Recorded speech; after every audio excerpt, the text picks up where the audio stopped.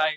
Big boss season 8 చూస్తున్నావా? చూస్తున్నా. అందులో నీకు ఫేవరెట్ కంటెస్టెంట్ ఎవరు? నబీల్ అఫ్రీది. ఎందుకు నబీల్ అఫ్రీది? ఎందుకంటే యూట్యూబ్ చూస్తాను అనమాట.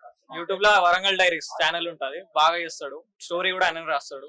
అంటే నబీల్ అఫ్రీది బయట చూస్తే చాలా మంచి కంటెంట్ ఇచ్చేవాడు, ఇంకో అంతే కాకుండా అందరిని నవ్వుపించేవాడు.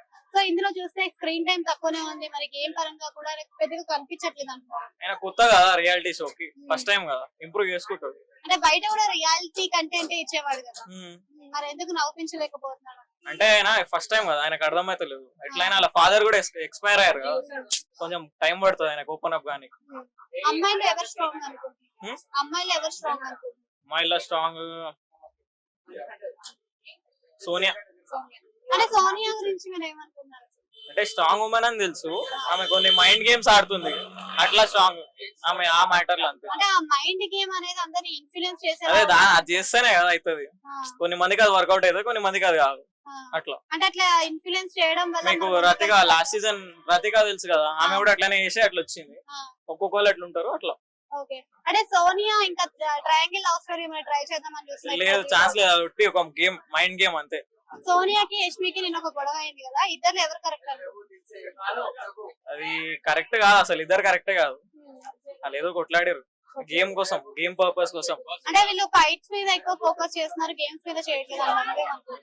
అవును కరెక్టే, అది కూడా ఫైట్ మీదనే ఫోకస్ చేస్తారు. ఈసారి ఫైట్స్ కానీ ఎక్కువ అనిపిస్తున్నాయి కదా, సో ఎలా అనిపిస్తుంది? ఎంటర్టైన్ అవుతున్నారు?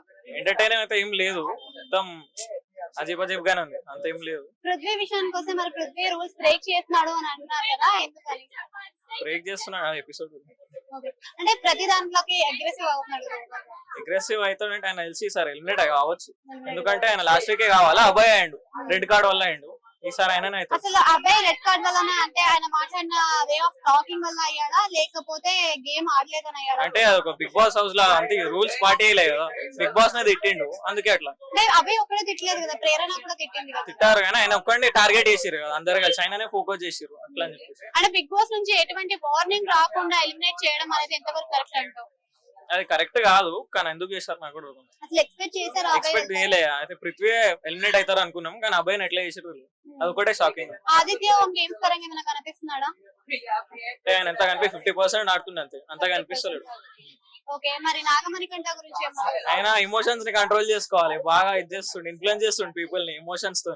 నాగమణికంఠలో క్వాలిటీ మార్చుకోవాలంటే ఏ క్వాలిటీ మార్చుకుంటే బాగుంటుంది? ఏడుపు తగ్గించాలి. ఏడుపు తగ్గించాలి. అంటే ఏడుపు వల్లనే బయట ఓట్లు పడుతున్నాయి, మరి గెలుచుకుంటూ వస్తున్నాడు. అదే అది కూడా ఒక మైండ్ గేమ్ అనమాట.